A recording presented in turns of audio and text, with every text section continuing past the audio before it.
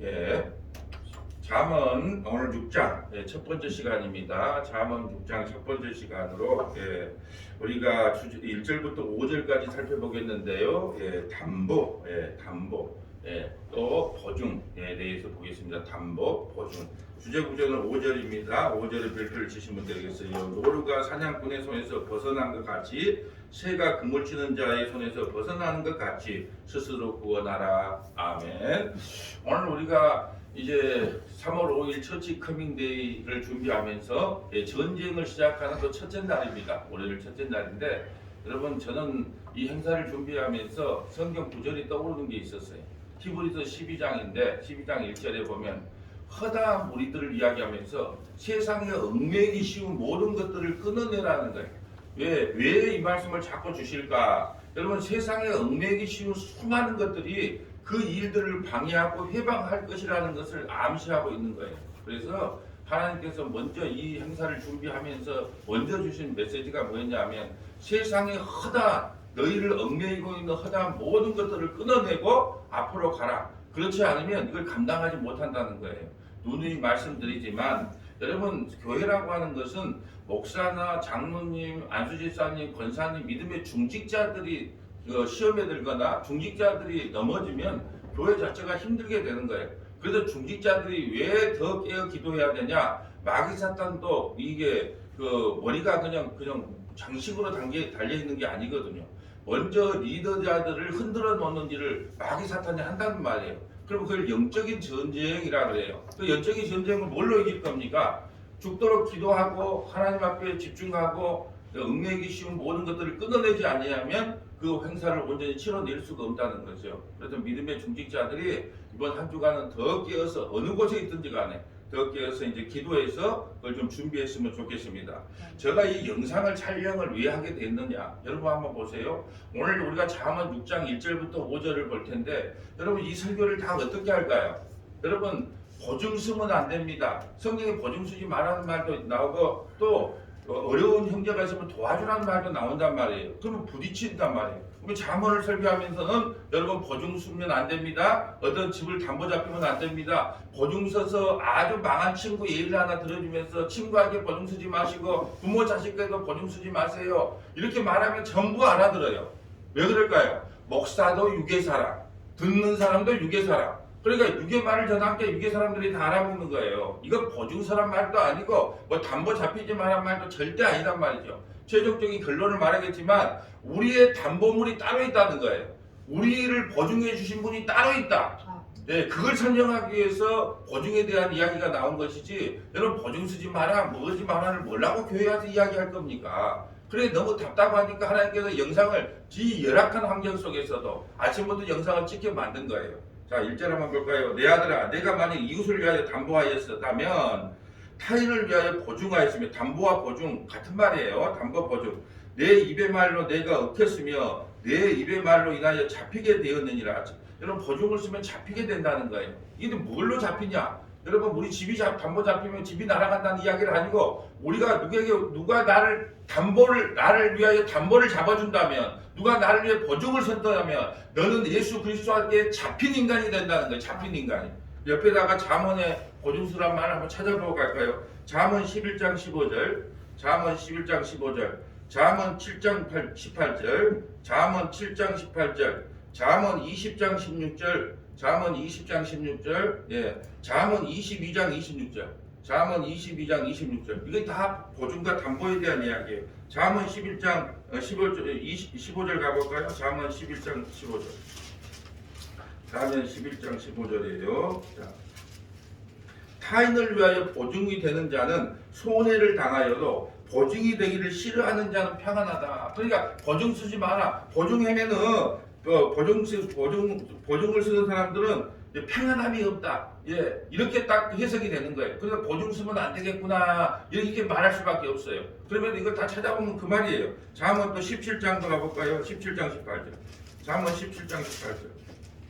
잠언 17장 18절 가보세요. 자, 지혜 없는 자는 남의 손을 잡고 그의 이웃 앞에 보증이 돼.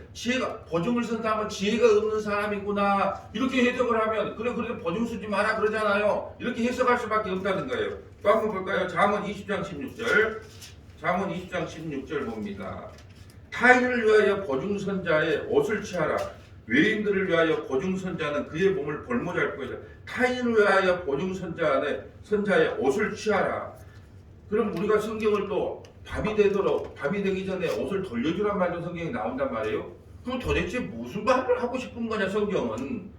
어떤 구절에서는 밤이 되기 전에 옷을 돌려줘라. 왜냐면 그 옷이 이불이거든요. 또 이 말에 나오고 또 이게 옷을 취하라는 말은 뭔 말이냐. 이게 부딪힌단 말이죠. 그래서 성경 전체를 이해하게 되면 말씀이 부딪히지 않는데 일부분만 하니까 여기 설교할 때는 옷을 돌려주고 이웃에게 선을 베푸라 그러고 여기서는 보증을 서지 마라. 그러면 하나님 말씀이 뒤죽박죽이 되는 거예요. 또 한번 볼까요? 잠언 마지막 22장 26절, 22장 26절.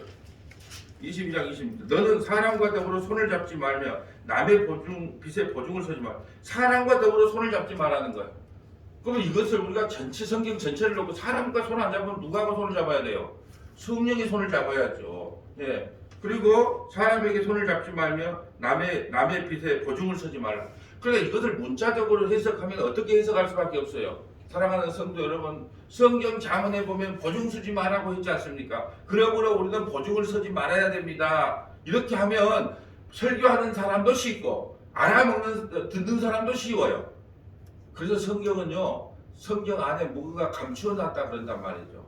왜요? 이걸 보증 서지 말라는 것을 그 교회 와서 뭐 보증 서지 마라, 담보 잡히지 마라 그런 말을 그 부동산에서 하는 거거나 담보물 잡히지 말라는 것은 중개업자가 하는 이야기지 교회에서 무슨 그런 이야기를 하겠습니까? 그러면 왜 이게 담보 이야기가 하고 보증 이야기를 했는지 오늘 우리가 그 말씀을 한번 살펴보자는 거죠. 자, 4절 오늘 보면 4절 볼까? 3절 볼까요? 내 아들아 내가 내 이웃의 손에 빠졌은즉 이같이 하라. 너는 꼭 가서 겸손히 내 이웃에게 간구하여 스스로 구원하되 보증이 잡히면 이웃에게 가서 좀 봐달라 도움을 줄라 이렇게 이야기하라는 거예요. 내 눈을 잠들게 하지 말며 눈꺼풀을 감기게 하지 말고 노루가 사냥꾼의 손에서 벗어난 것 같이 새가 그물 치는 자의 손에서 벗어난 것 같이 스스로 구원하라. 야 여러분 우리가 가서 보증으로 담보가 잡혀 있으면 너희 인생이 그 사람에게 구속당하지 않느냐.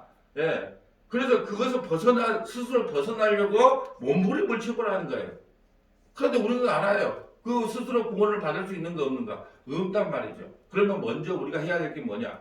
구약에서 그 담보로 인하여 생명을 구원한 사람을 먼저 살펴보고 신약에서 그러면 그 담보가 진짜 담보가 무엇인지 이렇게 살펴보면 항상 성경을 해석할 때는 그 잠언 하나만 두고 해석하면 안 된다 그랬어요. 십자가의 완성으로 새 언약의 완성으로 신구약을 함께 이게 성경을 살펴봐야 올바른 해석이 나온다는 거죠. 그래서 구약을 살펴보면 이렇게 한번 적어 놓을까요?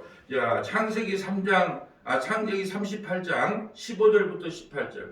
창세기 38장 15절부터 18절. 왜 성경 구절을 불러준다고요? 성경 나만의 주석 만들기. 자기 성경을 가지고 나중에 보면 성경을 이렇게 다 찾아보면 이게 담보구나. 얼마나 큰 주석서가 될지 몰라요. 창세기 38장 15절부터 18절. 또 창세기 43장 8절 9절.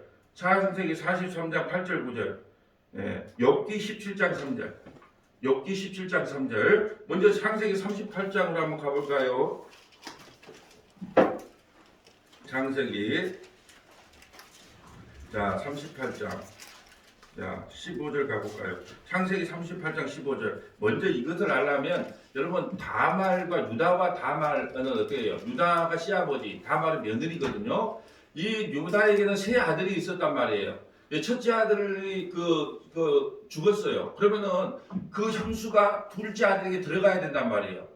이것은 형사 취수제. 그래가지고 형이 죽으면 유산이 없기 때문에 둘째 동생한테 들어가. 이게 뭐 문화적으로 보면 그런 거 많이 콩가루가 없지만 이때 문화가 그래요. 그러니까 둘째 아들에게 들어가야 되는데 둘째 아들 이름이 오난이란 말이에요. 이 오난이 형수 안에다가 사정을 하게 되면은 그 재산이 형수한테 넘어갈까봐 밖에 땅에다가 설정을 해버려요. 그러니까 하나님이 진노하여 그 오난을 죽여버려요. 이제 막둥이만 남았는데 시아버지 유다 입장에서 한번 봐보세요. 우리 막둥이가 조금 지금 어리단 말이에요. 만약에 이걸 또 며느리한테 주게 되면 이거 아들 잡아먹는 며느리가 되는 거잖아요. 그러니까 혹시 이 아들도 죽어버리면 어쩔까 걱정이 되는 거예요. 그래서 야 친정에 좀 가 있어라. 친정에 가 있으면 이 우리 막둥이가 좀 크면 내 불러다가 니한테 결혼시켜줄게. 잠자리를 하게 해줄게. 그래서 네 그 계보를 있게 해줄게. 그러다가 돌려보냈는데 유다에는 그런 마음이 없었어요. 그런데 이제 그 유다가 그 친구와 함께 그것을 양 그 털을 깎고 올라가다가 어떤 여자를 만나게 돼요. 그러니까 그 여자가 어떻게 하냐면 그 히브리에 가면 옷으로 저 사람이 결혼한 사람인가 결혼 안 한 사람인가 창녀인가가 다 옷으로 나타나거든요. 창녀의 옷은 좀 옷을 너풀거리면서 얼굴을 가려요. 예. 근데 내가 볼 때는 정확한 건 아니지만 유다가 이제 그때 축제 농사 기간이라고 보면 돼요. 그래서 기분이 좋아서 한잔 할 수도 있어요. 성경에 안 나와 있어요. 그러니까 근데 기분이 좋은 상태야. 그런데 이제 그 너풀너풀하고 있는 여자가 딱 보니까 마음이 딱 그쪽으로 쏠리는 거예요. 그래서 이제 그 여자하고 잠자리를 하려고 했는데 여자가 뭐냐면 나에게 담보물을 주세요 그런단 말이에요. 그 담보물 주세요. 그 담보물이 뭐냐? 담보물이 뭐냐 하면은 담보물이 뭐냐 하면은 보세요. 한번 이 15절 볼까요? 그가 얼굴을 가림으로 유다가 그를 보고 창녀로 여겨 길게 들어 그에게 나가 이르되 청하건대 나로 내게 들어가게 하라 하니 그의 며느리인 줄 알지 못하였습니다. 그가 이르되 당신이 무엇을 주고 내게 들어오니까 담보물 주라는 거예요. 유다가 이제 내 염소 새끼를 주자. 나가 염소 새끼 만약에 염소 새끼 하나 두고 내가 네한테 들어갈게. 그가 이르되 당신이 그것을 줄 때까지 담보물 주라. 염소 새끼 주기 전까지 담보물 좀 나한테 몇 개라 그래. 보증서라 그 말이에요. 유다가 이르되 무슨 담보물을 내게 주랴. 그가 이르되 당신의 도장 당신의 손에 있는 지팡이를 나에게 주라. 네. 유다가 그것을 그에게 주고 그에게 들어갔더니 그가 유다로 말하며 임신하였더라. 그가 일어나 떠나가서 그 너울을 벗고 과부의 의복을 도로 입으니 유다가 그 친구 아둘람 사람의 손을 부탁하여 염소새끼를 보내고 그 여인의 손에서 담보물을 찾으려 하였으나 그가 찾지 못했다. 그 바꾸려고 했는데 찾을 수가 없어요. 그래서 22절 그가 유다에게 돌아와 이르되 내가 그를 찾지 못하였고 그곳 사람들이 이르기를 거기에는 창녀가 없다 하더이다 하더라. 유다가 이르되 그것을 가지게 두라. 우리가 부끄러움을 당할까 하노라. 내가 이 염소 새끼를 보냈으나 그대가 그를 찾지 못하였습니다. 석 달 후에 어떤 사람이 유다에게 일러 말하되 내 며느리 다말이 행음하였고 그 행음으로 말미암아 임신하였느니라. 유다가 이르되 그를 끌어다가 불사라. 여인이 끌려나갈 때에 사람을 보내어 시아버지에게 이르되 이 물건의 임자로 말미암아 임신하였다. 여러분 그 임신한 걸로 통하여 예수님의 족보가 나온단 말이죠. 그래서 뭐라고 하냐? 네가 나보다 옳다 그런 거예요.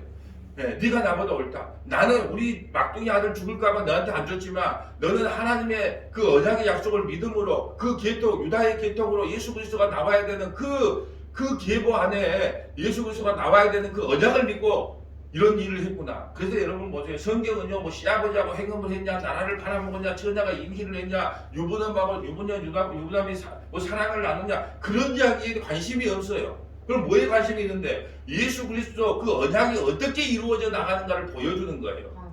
그래서 이 담보물로 인하여 그 며느리가 살아나는 거예요. 무슨 말을 하고 싶은 걸까요? 어떠한 보증이 있어야, 어떠한 보증이 나에게 있어야 내가 생명을 건질 수 있다는 이야기를 하고 있는 거예요. 창세기 43장 8절로 가봅니다. 창세기 43장 8절. 창세기 43장 8절. 유다가 그의 아버지 이스라엘에게 이르되 야곱에게 이르되 저 아이를 나와 함께 보내시며, 자 이건 또 배경이 또 설명하려면 그래요. 여러분 지금 그 형제들이 식량이 없어서 가나안 땅에 흥룡이 들어서 지금 애굽에 내려갔단 말이에요. 애굽에 내려갔는데 그 요셉이 자기가 동생인 줄을 가리고 너그 동생 누구 하라 그래요. 그 동생이 누구인데 베냐민은 자기의 친동생이란 말이에요. 같은 엄마 뱃속에서 나온. 그러니까 얼마나 보고 싶겠어요. 그러니까 네 동생, 자기 친동생 베냐민 듣고 오라 그래요. 그런데 요셉이 이미 죽은 줄 알고 있거든요. 야곱이는. 그러니까 그 베냐민을 보내지를 못하는 거예요. 왜? 너그 형 요셉도 죽었는데 내가 이 막둥이 베냐민을 어떻게 보내겠느냐. 그런 거예요. 그때 유다가 이렇게 고백합니다. 이 베냐민, 이 막둥이 동생이거든요. 그 야곱의 막둥이 아들이거든요. 그 자기의 배다른 동생이란 말이에요. 만약에 이 동생을 내가 베냐민, 아버지가 사랑하는 이 베냐민을 내가 데려오지 못한다면 그 애국 땅에 가서 데려오지 못한다면 나가 대신 담보물이 뒤에 나를 죽이세요. 여러분 이게 아주 놀라운 고백을 하는 거예요. 내가 담보물이 되겠습니다. 유다의 혈통으로 누가 내려오죠? 예수 그리스도가 오는 거예요. 내가 담보되어 차라리 내가 죽겠습니다. 그래서 지도자는 여기다 보면 지도자의 자세가 나오는 거예요. 여러분 지도자는 어떤 사람이 지도자가 되는 줄 아세요? 어떤 서머나 교회에 문제가 생겼어요. 그럼 다 내 책임입니다. 그거 내가 책임지겠습니다. 이게 지도자예요. 뭐 어떤 일을 해도 뒤에서 뒷방 늙은이처럼 뒷짐만 지고 있는 사람은 책임자가 될 수가 없어요. 지도자는 어떤 환경과 여건에서 내가 책임지겠습니다. 이 유다의 자세가 있어야 돼요. 이게 책임자의 자세예요. 그래서 유다의 혈통으로 예수 그리스도가 오는 거예요. 예수 그리스도가 날 책임져 주는 거예요.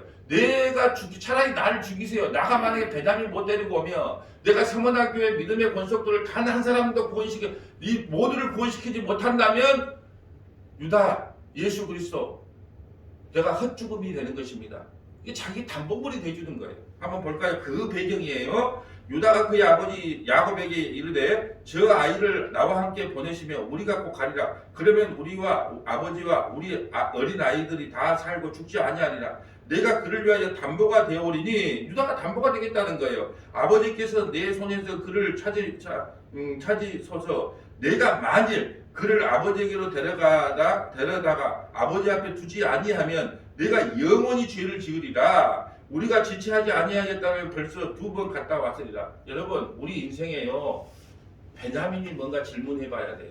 저는 항상 이 본문을 읽을 때마다 야곱이 이런 고백을 해요. 난 베냐민만은 못 내나. 난 베냐민만은 못 내나. 여러분 하나님은 그거 뺏어가요. 나는 내 아들만은 못 내나. 예. 나는 내 돈만은 못 내나. 나는 내 주위만은 못 내나. 나는 우리 예배당만은 못 내나. 여러분 그거 하나님 달라 그런단 말이에요. 왜 그럴까요? 하나님의 믿음을 테스트할 때 네의 베냐민은 누구냐 물어보는 거예요.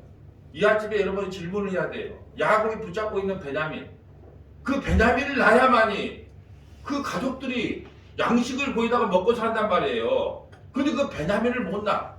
여러분 어린아이가 있어요. 어린아이가 이런 웃기는 이야기도 있잖아요.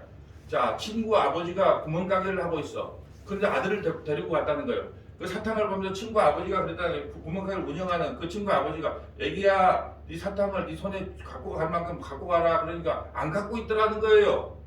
왜 안 갖고 가냐? 그래서 가만히 있더라는 거예요. 그럼 아버지한테 아버지가 집어주세요 그랬다는 거예요. 그 말이 무슨 뜻인지 알죠? 자기가 집으면 어떻게 돼? 한 주먹밖에 안 돼. 근데 아버지가 집으면 많단 말이에요. 아주 지혜로운 얘기예요.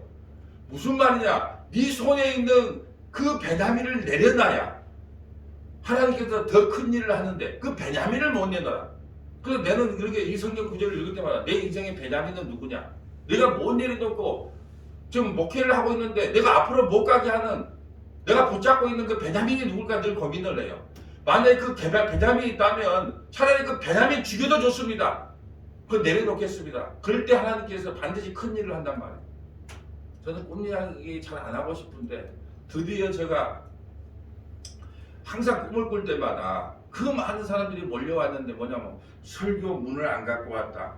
단주자가 안 왔다. 또 앞에도 막 싸우고 있었다. 그게 설교를 못해. 그럼 한 달 뒤로 물러났단 말이에요.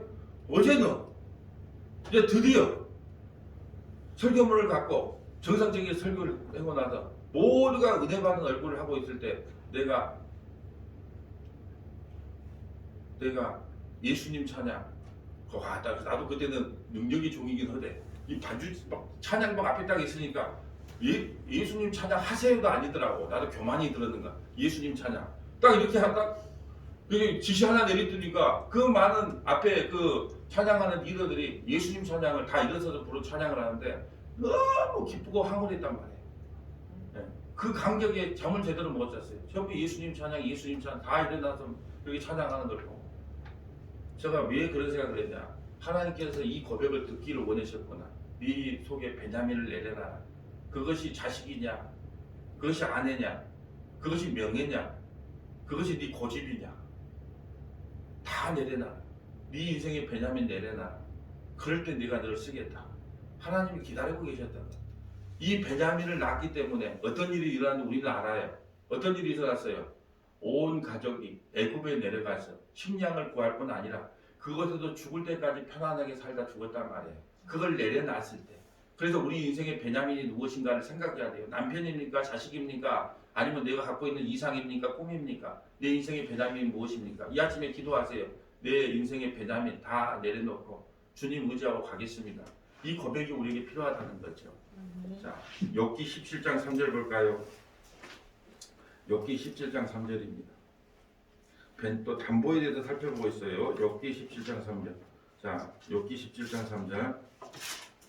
자, 욥기 17장 3절. 욥기 17장 3절.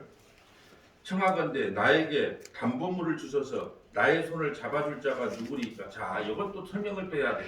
자, 욥에게는 세 친구가 와서 욥을 그렇게 비난을 해요. 그러니까 욥이 뭐라고 하냐 그러면 하나님 나에게도 좀 담보물 주세요. 누가 내 손을 잡아주겠습니까? 여러분 벌써 예수 그리스도를 구하고 있는 거예요. 누가? 욥이. 세상 사람, 세상 친구 믿지 못하겠습니다. 세상 사람들은, 세상 친구들은 내 이 몰골을 보고 나를 조롱하고 비판합니다. 아버지 하나님, 나에게 담보물 좀 주세요. 담보물.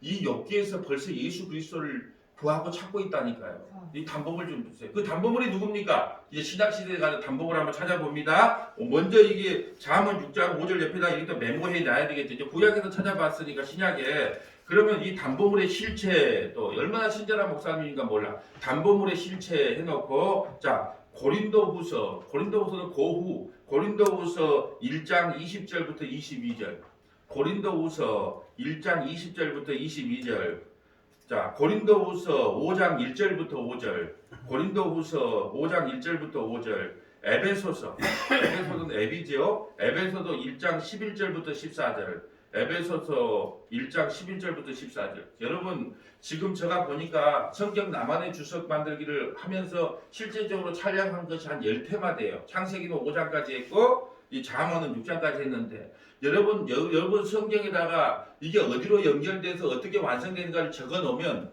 죽을 때까지는 여러분이 보시다가 여러분 자녀들에게 내가 너에게 물려줄 것이란 이것밖에 없다. 혹시 네가 성경을 읽는다면 이걸 연결해서 한번 보라. 그럼 하나님의 온전한 마음이 무엇인지를 조금이나마 깨닫게 이끌 것이다. 큰 유산이 될 겁니다. 한번 볼까요? 자, 고린도후서 1장 20절. 자, 고린도후서 1장 20절 보세요. 하나님의 약속은 얼마든지 그리스도 안에서 예가 되니 그런즉 그리스도를 말미암아 우리가 아멘하여 하나님께 영광을 돌리게 되느니라. 하나님이 하시는 건 다 아멘이에요. 우리를 너희와 함께 그리스도 안에서 굳건하게 하시고 우리에게 기름을 부으신 이는 하나님이시니라. 그가 또한 우리에게 인치시고 뭘로요? 보증으로 우리 마음에 성령을 주셨느니라. 보증이 뭐예요? 성령을. 그러니까 보증 서지 마라, 담보 잡히지 마라 하는 것이 아니고 그 보증을 너희에게 주겠다는 약속을 하고 있는 거예요. 잠언의 보증이라는 것은 성령을 너희에게 부어주어서 너희를 반드시 그리스도 안으로 인도하여 구원시키겠으니까 보증은 내가 서는 거지 너희가 서는 것이 아니라는 것을 말하고 싶은 거예요. 고린도후서 5장 1절로 가볼까요?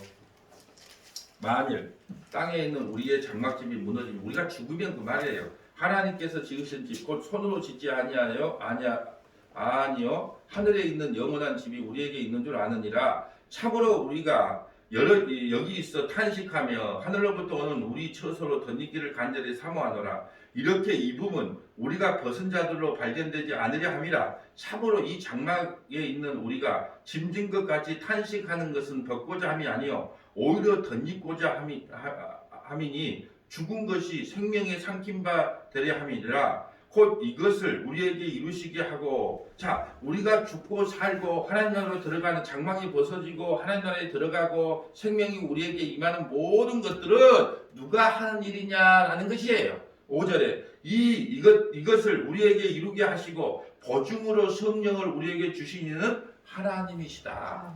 하나님께서 보증을 우리에게 보냈대요. 보증금. 여러분 보세요. 어떤 집을 살 때 보증금을 왜 걸어요? 이걸 사겠습니다 하는 그 계약금을 거는 거잖아요. 보증금을 거는 거잖아요. 그러니까 보증을 성령께서 우리를 보증을 서주겠다는 거예요. 왜 우리가 지옥 못 가는 줄 아세요? 성령께서 우리 안에 내주하고 계시기 때문에 우리가 지옥 가면 성령이 지옥 간다는 거예요. 다른 말로 예수 그리스도가 지옥 가야 된다는 뜻이에요. 우리가 성령이 하나님께서 보증으로 이 성령을 우리 마음속에 심어줬단 말이에요. 그러니까 우리는 그 성령으로 인하여 그리스도의 사랑이 결코 끊어질 수가 없다는 거예요. 그래서 하나님께서 우리의 보증이 되어서 뭘로요? 성령을 너희에게 보내주셔서 성령이 너희의 보증이 되어서 너희를 그리스도 안으로 끌어여겠다는 거예요.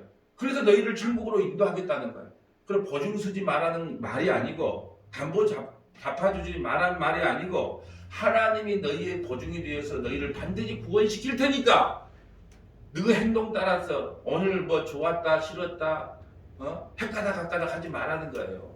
이미 너희 심령 속에 보증으로 성령을 보내줬는데 무슨 또 너희 행위를 보증 삼아서 아이고 이러면 내가 지옥 가는가 보다 저러면 천국 가는가 보다 그렇게 흔들리는 갈대예요. 흔들리는 갈대. 흔들리지 마세요. 여러분 흔들리면 마귀 사탄이 아이고 이거에 흔들리는구나. 예, 여러분이 흔들리는 것 같고 계속 흔들어줘요. 왜요? 마귀는 여러분을 가장 약한 걸 치고 들어오거든요. 그럼 어떻게 해야 돼요? 뭐 살다 보면 이런 일 당할 수도 있고 저런 일 당할 수도 있고 살다 보면 또 실수할 수도 있고 뭐 또 잘한 것도 있고 좀 이렇게 치고 넘어가야 되는데 그거에 흔들리는 갈대가 되어서 감당이 안 되면 믿음의 중직자들이 그렇게 흔들려 버리면 마귀 사탄이 좋아할까요? 기뻐할까요? 기뻐하죠. 아이고 저 인간 흔드니까 목사도 흔들어지네. 저 인간 흔들어주니까 교회가 흔들어지네. 그러니까 그런 분들일수록 더 굳건한 마음을 가지고 이 신앙생활을 하지 않으면 오히려 인생이 힘들어질 수 있다는 거예요. 그래서 더 큰 믿음도 필요하고 더 큰 하나님께 붙잡힘도 필요하고 더 큰 사모함도 필요하다는 겁니다. 또 볼까요? 에베소서 1장 11절이에요. 에베소서 1장 11절. 자, 에베소서 1장 11절. 자, 에베소서 1장 11절. 자, 모든 일을 그의 뜻의 결정대로 일하시는 이의 계획을 따라 우리가 예정을 입어 그 안에서 기업이 돼. 우리가 창세전에 예정을 입어서 그 안에 기업이 되었답니다. 이는 우리가 그리스도 안에서 전부터 바라는 그의 영광의 찬송이 되게 하려 하심이라. 그 안에서 너희도 진리의 말씀 곧 너희의 구원의 복음을 듣고 그 안에서 또한 믿어 약속의 성령으로 인치심을 받았다. 이 양쪽의 인치심을 성령으로 인치심을 받은 게 보증받은 거예요. 그러면서 14절 이는 우리 기업의 보증이 되사 누가요? 성령께서 보증이 되사 그 얻으신 것을 속량하시고 그의 영광을 찬송하게 하려 하십니다. 우리 근데 다 보증으로 뭘 받았어요? 성령을 받았어요. 그래서 속량함을 받았단 말이에요. 그래서 그의 영광을 영원토록 찬양하는 자로 우리를 세워 간다는 거예요. 여러분 이게 바로 담보 잡히지 마라, 보증 서지 마라. 거기에 대한 하나님의 십자가 복음인 겁니다. 오늘 본문으로 다시 와볼까요? 자 이제 말씀을 정리하도록 하겠습니다. 우리가 이 성경을 해석할 때 윤리도덕적으로 해석하려면 교회 나올 필요가 없어요. 살인하지 말라, 도둑질하지 말라, 사기치지 말라, 뭐 하지 말라. 뭘라고 교회 와서 그런 소리를 듣습니까? 그런데 교회 오지 않아도 어디 가도 그런 소리는 다 해요. 그러면 뭐 들으려고 왔어요? 예수 그리스도, 삼위일체 되신 예수 그리스도 그분을 들으려고 왔단 말이에요. 그래서 우리가 하나 기억해야 돼요. 담보 잡히지 마라, 보증 서지 마라는 말은 보증 서지 마라는 말이 아니고 담보 잡아주지 마라는 말이 아니고 우리는 담보도 잡힐 능력도 없고 우리는 아무런 값어치가 없기 때문에 하나님께서 성령을 우리에게 보내주셔서 그 성령을 보증 삼아 성령을 담보물 삼아서 반드시 너희를 그리스도 안으로 인도하고 그리스도께서 너희를 하나님 나라까지 반드시 인도하실 거니까 염려하지 말고 두려워하지 말고 이 한날도 성령의 인치심을 받은 거에 감사하며 찬양하며 살아가는 저와 여러분 되시기를 주님의 이름으로 축복합니다.